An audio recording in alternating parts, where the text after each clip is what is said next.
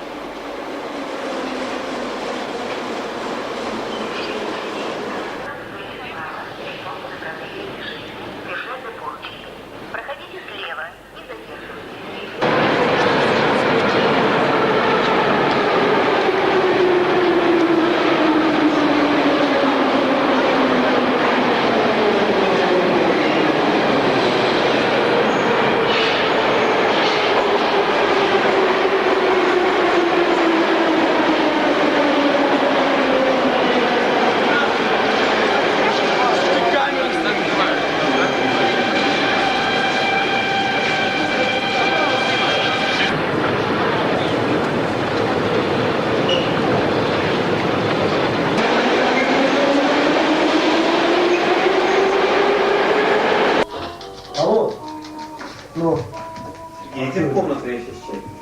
здоров. Ну.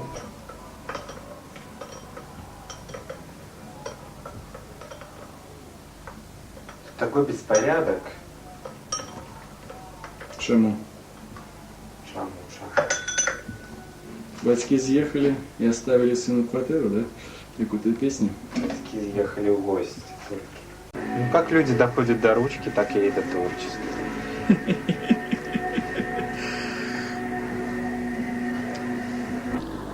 Хотел тебя спытать, вот, что тебя, ты пишешь на русском и на белорусском, а вот как это в Гоголе у тебя в голове отшлифовывается, что лепей? І писати тобі не на той чи на іншій мові? Питання, да, я розумію, що називається поддых, но... Нет, не поддых, просто Это, я об этом не задумывался. Это политика или это вот как-то подсвядомо отбывается? Наверное, подсвядомо, потому что я по политическим взглядам, естественно, знаешь, кто я. Патриот. Да, я патриот. Но, понимаешь, в поэзии я не патриот. Я пишу на том языке, на котором мне сейчас хорошо писать. Ну, это такой маленький фавн бежит по лесу. Такой непонятный ангел, то ли смерти, то ли... Ну, в общем, непонятный ангел забирает человеческую душу. Ну, это очень такая приятная, моя самая любимая работа. Чего? Сегодняшний момент. Она называется... В принципе, она без названия. Тут якобы соединение... То есть это человек. То есть, вот, все составляющие. Вот это его тело, вот это душа. Вот это смерть. То есть потустороннее. То, что тяготит постоянно человека, то, что постоянно за ним идет. Это Царица Небесная. В принципе, я всегда говорил про себя, что я творческий человек, а не поэт, художник. В принципе, это эти слова могут про тебя сказать другие, но не ты. Я считаю, что это высокомерно, слишком гордо.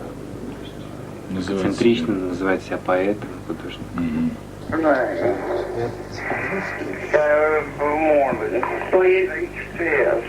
Я готов. Золотые арабески шерых облоков отдымают в блакит небосхила. Ніби сонячные руки в разристой колодежной воде.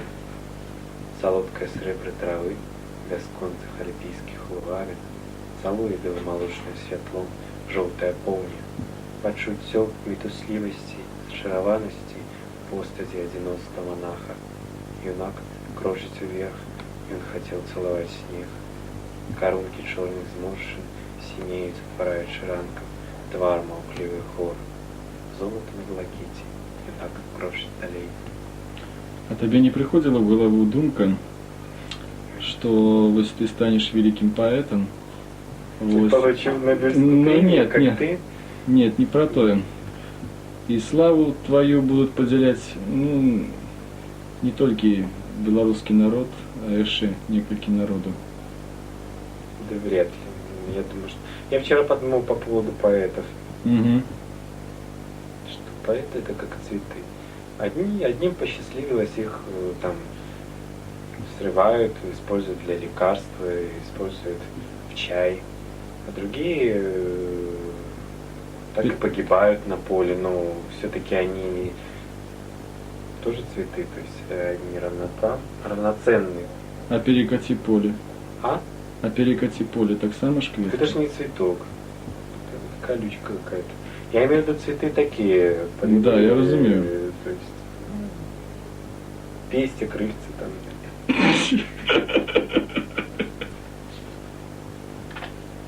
Ну, такая маленькая адская зарисовочка. Скрежет ставень ада, бритвы режут кости, окаянный прошлый, Кришна непрощенный, сад расцвел грехами. Ветви трепетали в крашенных плодах, сердце изрыгало страх.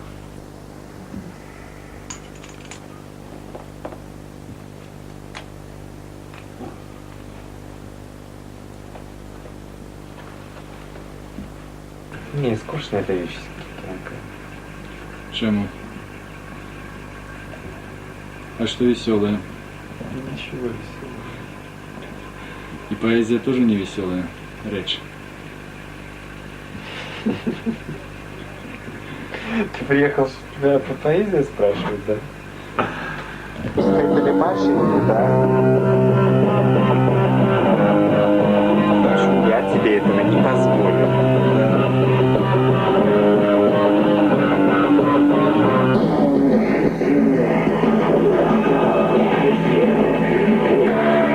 Одна девушка очень красивая, хорошая. Я ее изобразил в виде такой Жучики? жучейки. А что это такое? А вот это самоубийца. Почему? Ну, он режет почву, в которой он находится. То есть человек, И ножи кидает в почву. То есть, ну, свои мысли, свои желания. То есть он их режет постоянно. то есть человек, который лишен глебы, и он Да, всему заботится. да.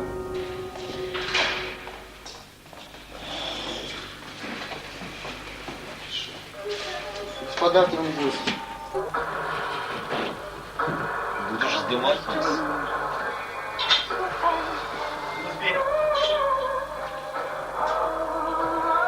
Скоро будем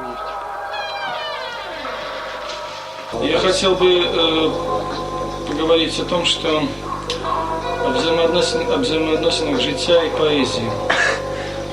Как стало, что ты вот сегодня, скажи мне, поэту потрібна вища едукація? Или он может свободно обходиться без ее? И на что ему жить, Давайте спросим у коли, скажем так, поэзии, ну, не приносит гроши? Коммерция. Да. Нужно торговать на рынке. Нужно вагон раскрутить. То есть масса вариантов. Ты бы пошел на рынок? На рынок. Вот я, например, предпочитаю в деревне навоз копать. То есть гораздо приятнее. А каждый может, но не каждый смог. Да. Чему?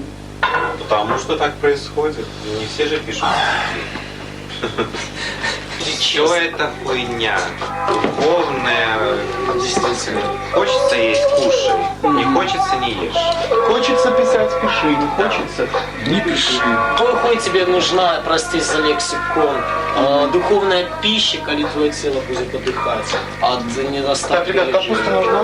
Да, нужна, потому что... Ну, послухай, ну можна же прожить життя, тільки керуючися одними матеріальними коштовностями. Для чого тоді Можно. поезія? Можно, Для чего но поэзия? просто мы заглянули за эту дверцу, мы увидели этот запретный плод, который так манит. Все, мы уже теперь никуда. Знаете, когда-то Пенька сказала замечательную фразу. А я сейчас, Мишка, не пишу, давно было. А я сейчас, говорит, вся в любви. И вот это вот вся в любви, по-моему, очень хорошо отражает, что вот... Опять та женщина. Я не о женщинах, я о любви. Вот и бывает такая пустота, когда счастье. И не заполнено не до конца, и налили наполнено.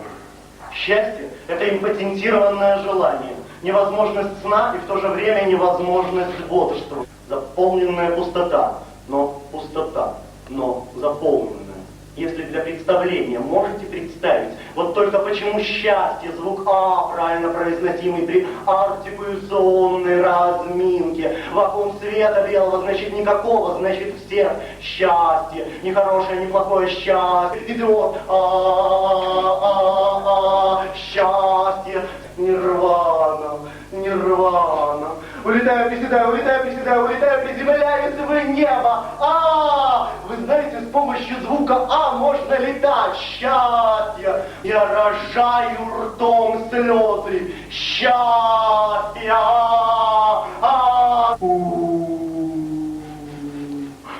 Гужу.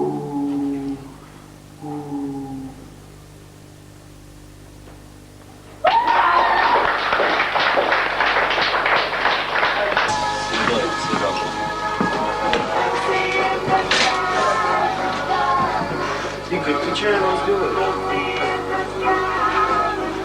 Зараз я посмотрю. Вот, кстати, Человек-оркестр. Когда гитарка? Сам хорошо. Правда, эти мексиканские индейцы усатые так опошлили. Всякие полеты кондора. Ну, Стандарт.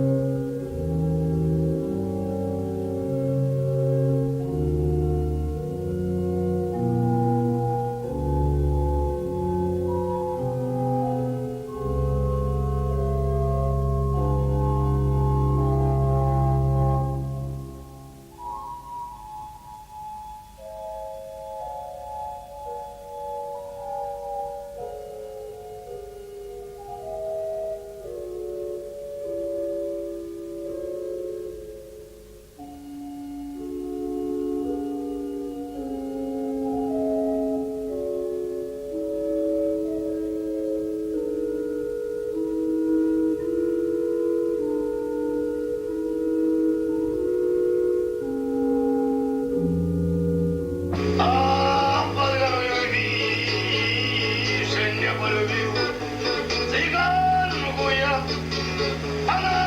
Она замуж вышла, раз, а еще много раз, еще раз, а еще много раз. Вероника, на поверу молодика возьмем нож и пойдем по острому лезу траву. У кипень, Вероника, усребранная и знеславленная верница ветру. Покуль ранкам ушент не разбавлена танчи, у дымным вылюме фонтаном огню распромесься спявай.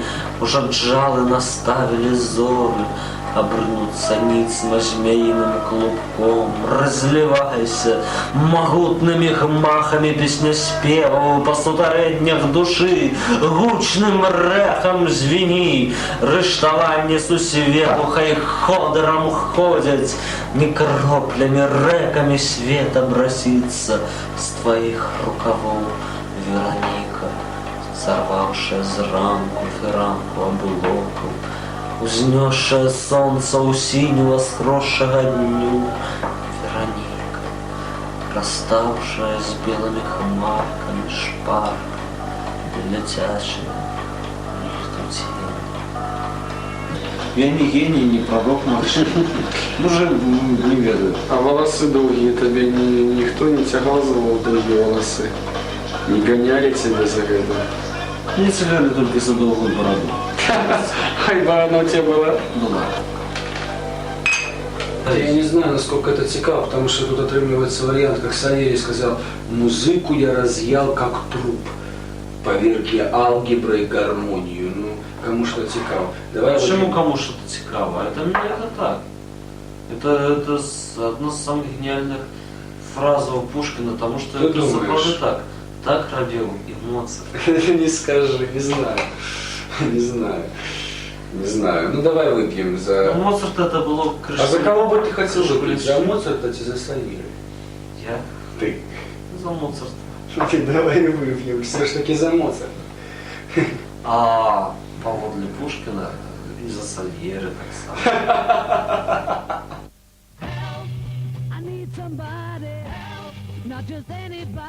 Решай, Игорь, боже мой, ну, і так з тобою рідко не бачимося. Та й ввогуле, я живу зараз один рідко тут знаходжусь. Та Ігор, і не всі, там у всіх організують себе самые полные данные про это, что есть. Там царевну, Мишу. Пока Ну, обычно такие пролетарии собираются, что впереди интеллигент пришел с камерой. Хорошо, посвящен. Ну там как раз он мне не понравился тем, что там старается восстановиться, что-то, да. Да ну, это просто, знаешь, приедет такой китаец, знакомый со Ну вот чисто по истории. Потому что, видимо, это задумывалось как типа Ричард III. Ну да. Так, и вообще надо было называть не Витовта Ягаева. Витовта вообще нет. Где он? Приходил, потому что Макбет или Ричард. Или кто там еще?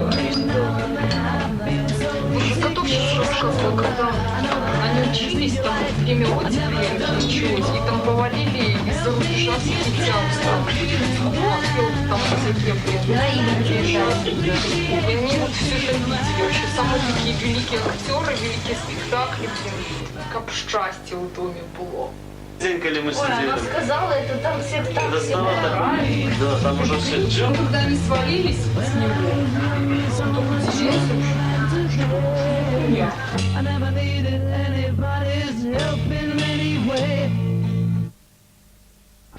Видишь, Шнобелевская премия — это некая идея фикс.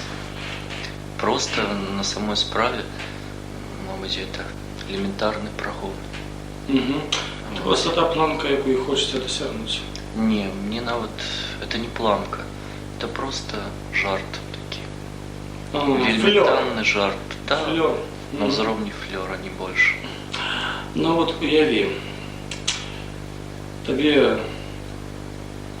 60 год, наприклад, да? Сіли пригожий метр, мужчина. І ось ти знаєш, що буду задавати жорсткі питання. Приготуйся. Ти знаєш, що на церемонії обов'язково грає гімн і вздимається стяг. Стяг якої держави ти би хотів бачити там? Я б хотів побачити ось, ну ведаешь, это от меня не залежить, конечно. Но я б, конечно, я б хотел убачить бело-червоно-белый стяг. Я тоже поэтому.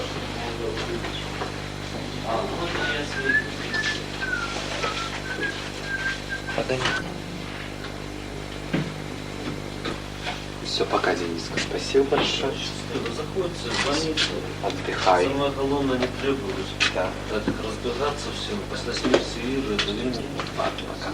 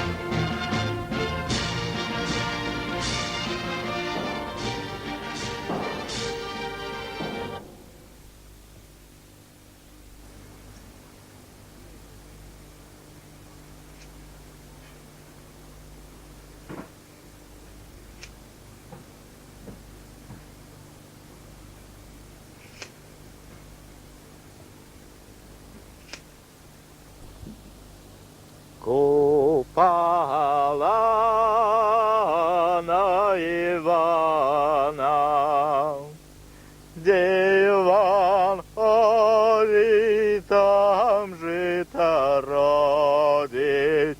Купала на Ивана, купала на Ивана, где Иванова жонка, там родит пшонка. Купала на Ивана, купала на Ивана, где Ивановы дети, любо поглядите. Купала на Ивана.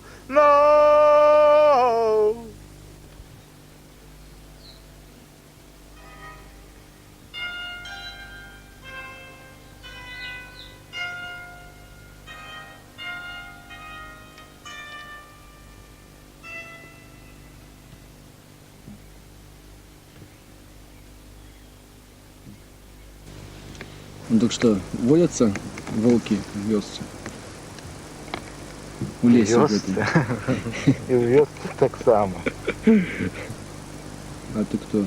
Лиса, волк, ты медведь? Я. Да. Маленький бурундучок. Ты поэт Беларуси. Кем ты себя лечишь? И то, что ты пишешь на русской мове, это что? Я не знаю, конъюнктура, мода. ці гэта все-таки сродак свайго я, нешта падсвядомае, нейкая свядомасць тут ёсць, што вот менавіта я пишу так и только так. Растлумачь мне, потому что я знаю, ты займался серьезно фольклором в свой час. Белорусским. Да, белорусским менавіта фольклором. Что это? То, что пишу на русском языке, это, скорее всего, мое мироощущение. Угу.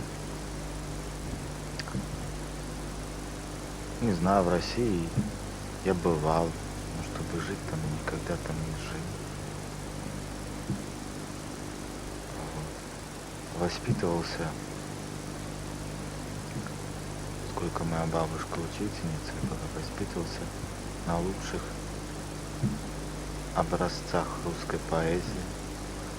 Ну, это же естественно, если бы я мог Шекспира на английском читать, скажем, в возрасте там 11 или 12 лет, я, наверное, бы писал на английском. Вот. Поскольку читал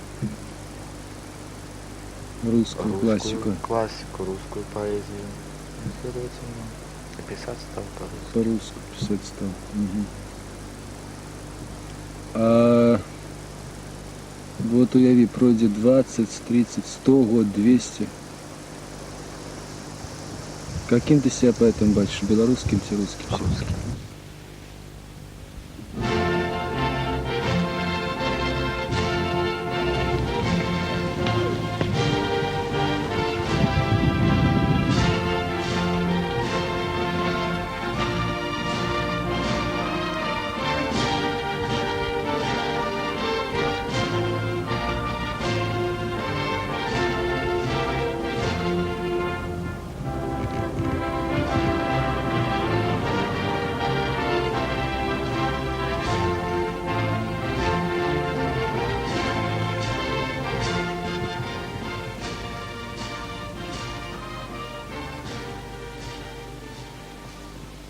Слушай, а вот не...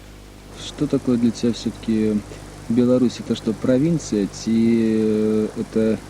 Это государство, это отдельное государство, это целый народ, самобытный народ. Угу. А тебе не здаецца, што калі-небудзь атрымаецца такая ситуация, как с Мицкевичем, которого по сегодняшний день не могут поделить поміж собой белорусы и поляки, потому что как бы он писал на диалекте белорусско-польским, писал все свои, скажем так, быццам бы по-польски, але на все белорусские сюжеты. Ты не боишься этого? А чего мне бояться? Думаю, что Мицкевич, когда вот так писал, он же себя не делил ни туда, ни сюда, он просто писал. Это потом, по прошествии некоторого времени после его смерти, началась такая зловещая дележка. Борьба. Ну ты что разумеешь, поэт это как бы не просто человек, это гонор народа, нации. Гражданин вселенной. То, что я получил, скажем, от природы, от своего народа, это у меня уже в крови. Мне хочется познания иной народности, другой народности. С удовольствием люблю слушать еврейскую музыку. Безумно люблю. Вроде бы веселая музыка, но в ней какая-то печаль. Печаль глубокая. Многое в нашем житті, я уже не кажу про то, что, про агульначалавечыя каштоўнасці, хотелось бы змяніць. И в приватности в той твоей одной из поэм про героя, которого ты назвал Александром Штольдом, вот особисто я вагаюся в ацэнцы, что это за человек. Ці гэта новый Евгений Онегин, ці гэта новый Лука Мудищев, что это? Ну, я думаю, с Евгением Онегиным не стоит сравнивать, потому что это роман в стихах, это всего лишь какая-то поэмка. Вот. Я в оппозиции к любой власти, которая в оппозиции к любви. Градом горновала, по аркаде зала, факельная попасть, канатьей с тростью. Прекратите хлопать, господа и гости! С смею вам представить славного Герольда. Славить, славить, славить Александра Штойля. С победой гладиатор из бешеного боя въезжает император на сером скакуне. Он чествует героя венком на голове. Ревущая монада под дымом кориандра слагает Илиаду о боге кровных терний во славу Александра, отца абсурдной черни. Да здравствует герой наш Александр Штойл. Я жила в Париже, в доме на Монмартре. Не стесняйтесь ниже. Ах да, о Сартре. Вы читали что-то? Дико о поэтах. Нынче блоки Гёте пылятся в клозетах, как вам мои ноги. Робких дарят шутки. Нынче не о Боге, нынче о желудке. Вам не неприятно? Впрочем, как угодно, слишком непонятно, слишком старомодный. От цветов в корзинах, чесноком и луком. Нынче о мужчинах, как о дряни в брюках. В портере каждый лов невозмутимо важен. Сам Александр Штойл с женой в бельетаже. Есть весьма вельможной леди божественных комедий. Вся та же синь на веках и губы в сложном танце. Нет, нынче не о греках, а об американцах. Тряска, пляска, красных шелков, маска, маски, едко, колка, веера, ножи, ухмылки, губы, руки, перстни, вилки, лязги, вина, промни, запах, бубны, струны, ноги, шляпы, фунты, доллары, марки, рыки, брызги, доги, шапки, сельди, икры, осетрины, смехи, заболей на спинах, щеки, чмоки, крути, ласки, рябки, ряжки, тряски, пляски, крики, стуки, обезглавьте, обестужьте, не, оставьте, смехи, пальцы, блюда, вилки, габритые затылки, вия, вия, столбовые, громоломы, ломовые, ешьте, пейте, духи без, вон и час могильной мессы, в дни истома, годы блуда, вина лейте, вы фантомы, в пух развейтесь, кругом, визгом, ухо леса, испарилось, загорелось. Из глубины неровно, как из воскресших огоней, ходит потусторонний, бессмертный.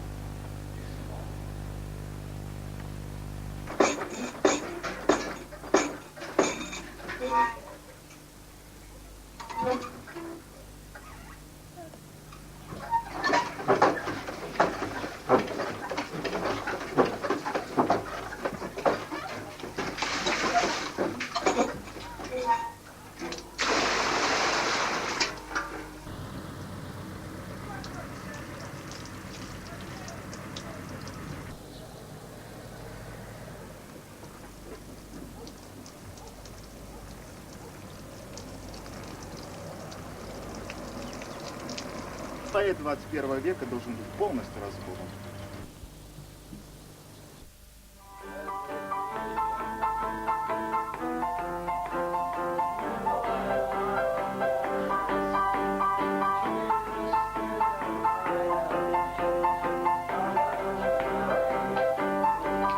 Похож на Фаину Раневскую.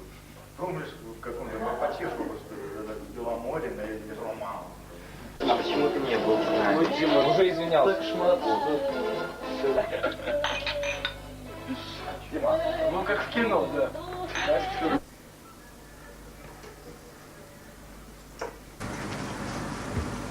Ты, может, стихотворение прочитать?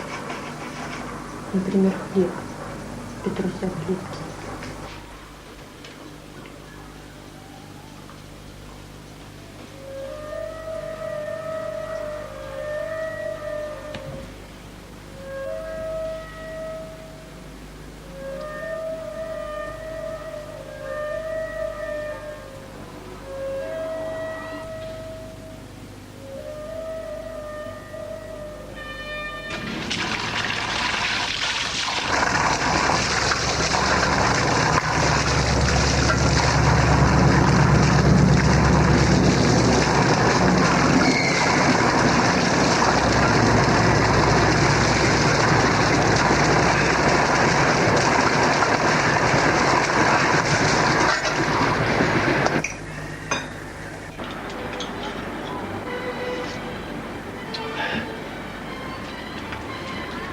Сяк.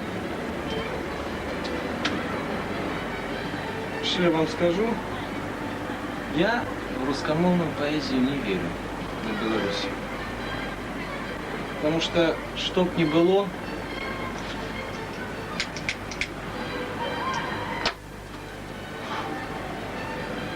русские, засюда нас будут лишить русскими другого сорта. И я не хочу быть русским другого сорта. И нават коли я поеду в Москву, ці в Петербург, ці яшчэ куда, я засюды буду беларусам. І вот мой гонор і маё я, творчае ў першую чаргу. Что мне Россия, або Польша, Европы замковая твердь? Я ведаю, что я хороший, и тут сустрэну свою смерть. Шукаючы з нябёса ману, сябе я здолеў апраўдаць цаной вялікага падману, уменне жыць і паміраць. Поэт – это сын земли, не просто сын Аполлона, некой абстрактной музы, некой абстрактной пригожости. Этого, коли он будет отчувать, что он сын своей земли, тогда, может быть, его лира будет гучать по-соправдному, он сможет те самые нервы торгать людские, сердце, по-соправдному, а не просто так. Вот чему я спочатку сказал, чему я не верю в русскомовных поэтов. По что они могут тут писать? В Москву ехать и все. Один на что.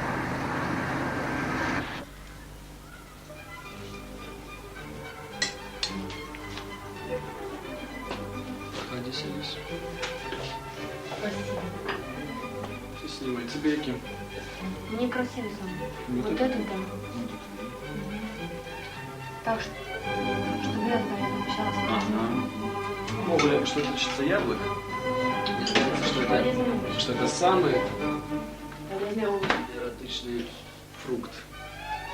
Самая эротичная садовина, которая может основать на этом свете. Вот у меня даже тут картина, есть такой натюрморт, который я написал «У гонор яблока». Я думаю, там достаточно доброе и бачно. И у каждого человека своя ассоциация. Да, правильно, возникает своя эротичная ассоциация относно любой садовины, огородины. А вот с морковкой у тебя по таранце какая ассоциация? Ты извини за нескромный вопрос, но... Именно это та, что у тебя на банан. По великому рахунку, вся природа устроена идеально.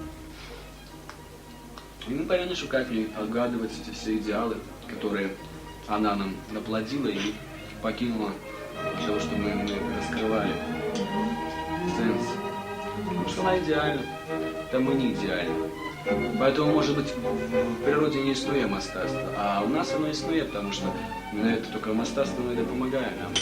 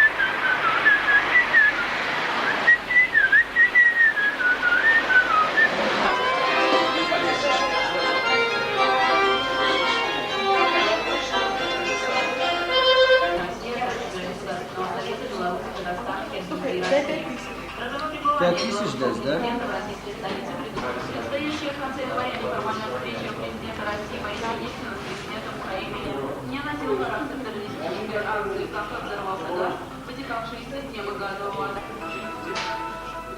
16:30 в Минске транспортный рейс Кожным ударом. Ты пропустил, да? Кожним ударом, конечно. А чому у тоді коротка? Говориться не пишеться. Так не говорить, не пишется. Потому что был быть у менших одного радка. Ці не зачасто у гэтым творы сустракаецца слово кожны. Евгений Тимаков считает, Чудо, судомны. Я, может быть, відчуваю диво, ті, що не Диво там уже есть, уживается это слово. Який ще синонім? Не знаю, подумай, я ще. Подкресли, короче, диво. А кроме того, мы знаки, мы живем не в Чехии, не в Словакии и не в Литве. Не знаю, в інших країнах Балтії, але не здесь слово, у нашей краине пишется особо. Так ты, оказывается, кроме того, что поэт, ты еще и мастак, корунки вышиваешь. Коруки плетутся, не вышиваются. А это правда, что в ФРГ поехали? Это правда. Женщина, на которую я працую, продала замежнику. Эй, малый, тебе цукру? Ну, не одну. На насыпь себе, сколько сам мыслишь. Історія була така. Ну, каляди. Дівчата кажуть, треба ж гадати, а ніхто не вміє гадати. А як? Ну і питаються у хлопця одного. Він каже, от я вмію і вас навчу. От усі дружно залізли, значить, під стол і поутрайте за мною, що я буду казати. Добре, всі залізли під стол, глядять, а тут з стола на його, що він буде казати. І він каже, я все знаю, розумію. Я не хором, я все знаю, розумію. А він їм так, як ви знали, розуміли, під столом би не сиділи. Так же едят всю белорусскую литературу, да? До белорусской литературы, як и до любой другой, можно применять разные аналогии.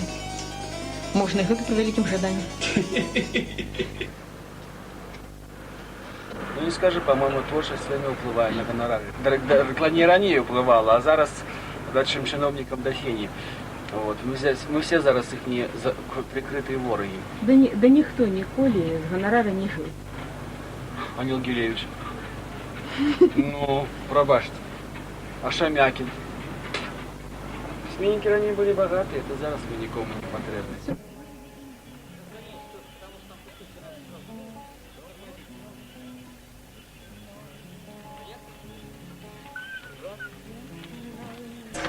Ой, какие птички, хитрец. Боже, я же матом ругаю, по-тарански, с ума сошел. Ничего, ничего. Ну мы же ребенок. Пусть дети знают. Если не будут иметь дело вообще. Он потом будет, как говорится, нас шантажировать. Да? Да. Это будет грязный шантаж и вымогательство. She's got it. Yeah, baby, she's got it. Well, I'm your Venus. I'm your fire, your desire.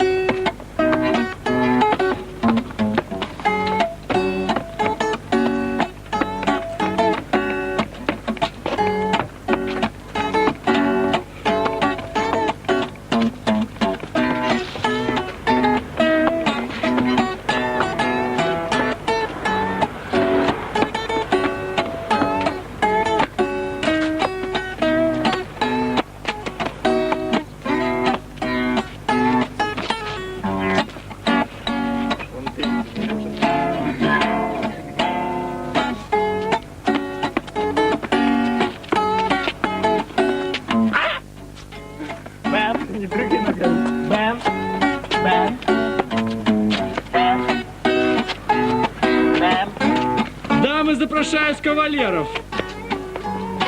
Цікаво, хто з нас дама? Ви.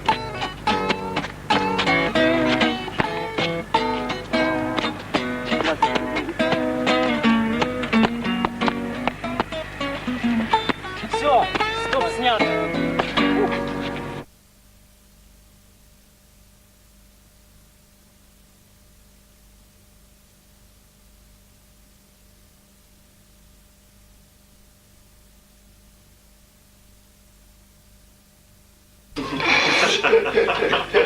Соцреализм, да.